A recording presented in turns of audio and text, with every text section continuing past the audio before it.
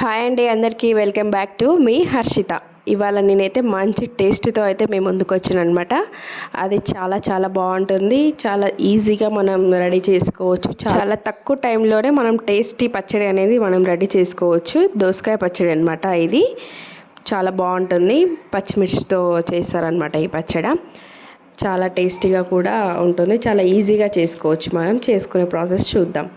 First అయితే ఒక కడాయి పెట్టుకొని దాంట్లో అయితే పల్లీలను తెల్ల నువ్వులు వేయించుకోవాలన్నమాట. కొంచెం లైట్గా అయితే వేయించుకోవాలి. తర్వాత పచ్చిమిర్చిను జీలకర్ర రెండు కలిపి వేయించుకోవాలి. కొంచెం ఆయిల్ పోయాలన్నమాట. ఇందులో ఆయిల్ను జీలకర్ర వేసి వేయించుకోవాలి కొంచెం లైట్గా. పచ్చిమిర్చి అయితే బాగా మంచిగా మగ్గనివ్వాలన్నమాట. పచ్చిమిర్చితోటి మంచి టేస్ట్ అనేది వస్తుంది. మన ఇష్టం, పచ్చిమిర్చి ఎంత తీసుకోవాలంటే మన ఇష్టం అనమాట.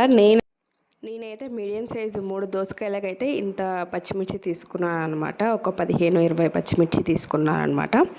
మీ ఇష్టం, మీకు కారం ఎక్కువ కావాలనుకుంటే ఎక్కువైనా తీసుకోవచ్చు. ఇప్పుడు వచ్చేసి దోసకాయ చిన్న చిన్న ముక్కలుగా కట్ చేసుకొని అది కూడా కొంచెం లైట్గా ఆయిల్ వేసి వేయించుకోవాలన్నమాట. లైట్గా వేయించుకుంటే సరిపోతుంది.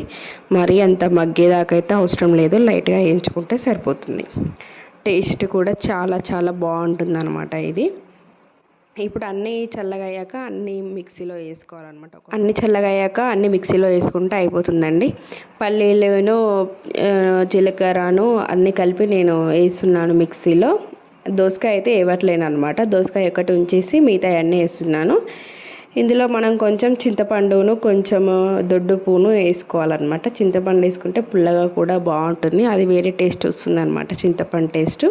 కొంచెం ఇది మిక్సీ చేశాక తర్వాత చింతపండు వేసుకుందాం అనమాట.